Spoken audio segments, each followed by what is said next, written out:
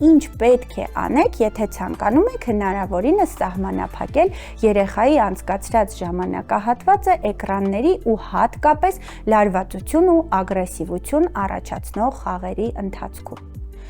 Երևի թե նկատել եք, որ երեխաներին շատ ձգում են այն խաղերը, որտեղ որ մարտարվեստներ են, որտեղ նա պետք է կրակի, վազի, երբեմն մրցման մեջ մտնի, մեքենա քշի եւ այլն։ Ինչու է այդ ամենը տեղի ունենում, որովհետև խաղերի մեջ շատ են վառ գույները, այդ ամենն առաջնորդվում է որևէ հետաքրքիր երաժշտությամբ, կան մրցանակներ, ոգևորող բաներ, երբեմն նույնիսկ խաղերի ավարտին, երբ երեխան հաղթում է, ծափահարության ձայներ են միանում։ Եվ այն երեխաներն, ովքեր կյանքում ունեն որոշակի բաց հատված կապված դրանց հետ, անմիջապես մտնում են խաղի մեջ եւ իրական կյանքն իրենց համար դառնում է ձանձրալի եւ անհետաքրքիր։